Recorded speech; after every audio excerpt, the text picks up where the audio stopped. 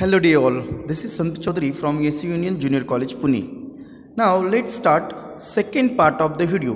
In first part we have completed first stanza of the poem. We have analyzed that poet is ready to travel wherever the road may lead to him. Even he is free-minded. So let's start the second part. Second stanza. Henceforth I ask not good fortune, I myself am good fortune. Henceforth I whimper no more, postpone no more, need nothing. Done with indoor complaints, libraries, querulous criticisms. Strong and content I travelled the open road. Dear all, now we are going to analyze second stanza. See, in second stanza, here poet want to tell here he is no longer going to complain or delay for his fortune. He will put his plans into action. He is no longer going to sit safe only for complaining and not doing anything. He will stop finding excuses for postponing.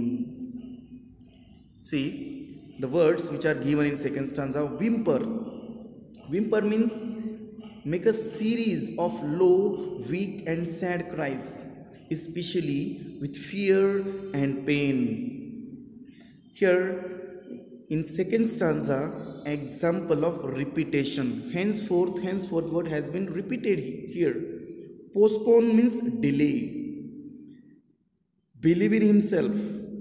Whimper means sad cries, and querulous means complaining, showing that one is irritated. Even this is example of alliteration. Quarrelsome and criticisms, libraries, complaint, all ideas are arranged in ascending order. So example of climax.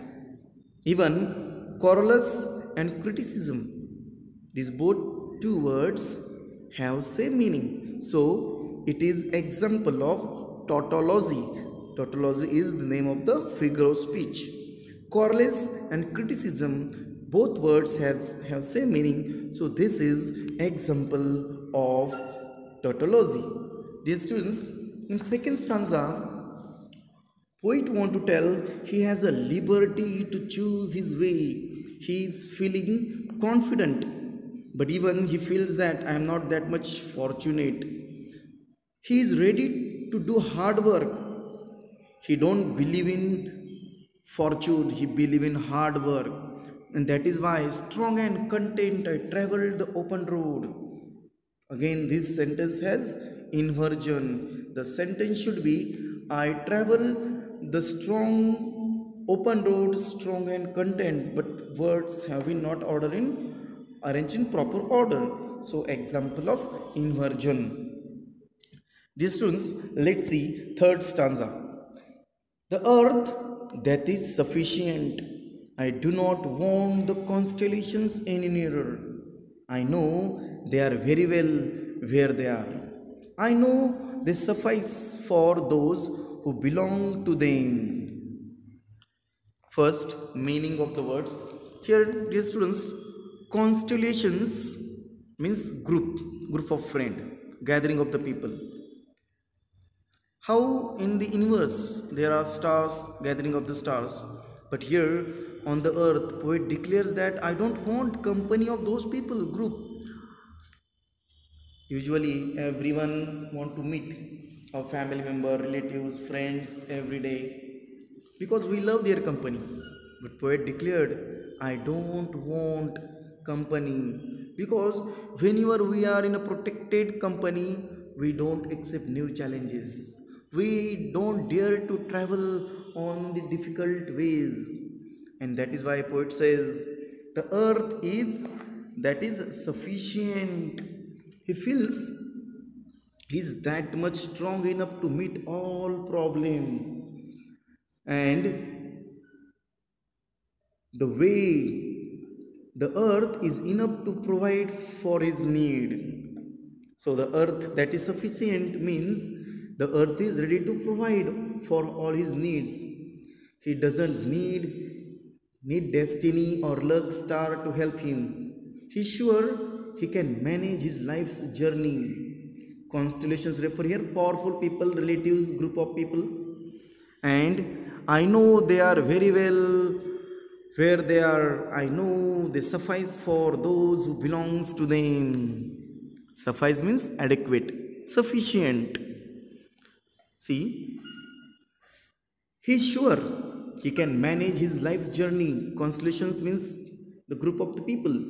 So poet says he does not require powerful people to help in the progress. He don't want to rely on those people. Those are the constellations, because he want to show his muscle power, his hard work, his sincerity. He want to prove himself that he can change the world. And that is why the song of the open road, here poet want to travel on this road alone. See the last stanza of the poem. Still I carry my old delicious burdens. I carry them, men and women. I carry them with me whenever I go. I swear it is impossible for me to get rid of them. I am filled with them. I will fill them in return.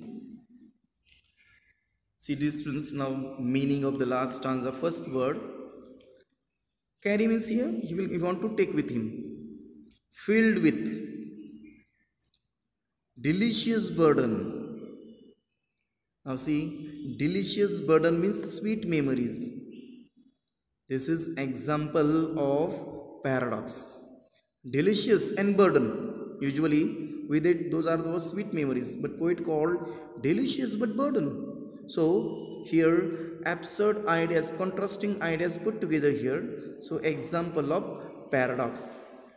Still I carry my old delicious burden. So even metaphor is there. The burden is compared with his memories. So in last four line, poet separates himself as a different kind of person. He says that he carries old burdens. Old burden means old memories, relatives, friends, childhood memories, family memories. Those all are sweet burden, sweet memories. They may be these may be attachments and relationships.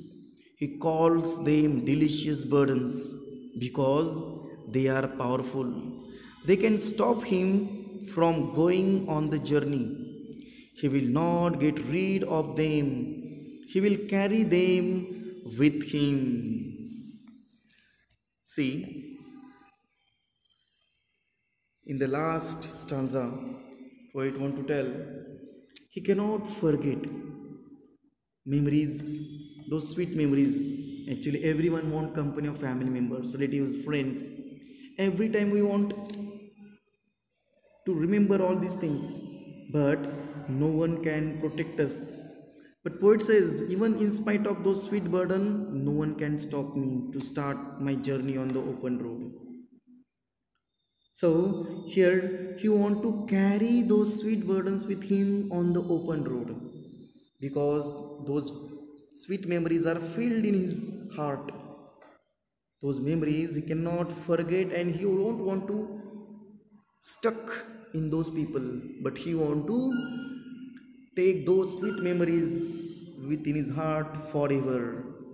So in this poem, the song of the open road, here poet want to tell about the freedom the speaker feels on the journey.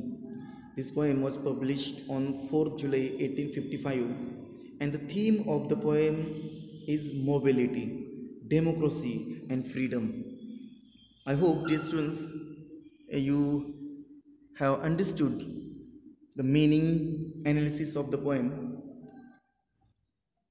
Thank you very much.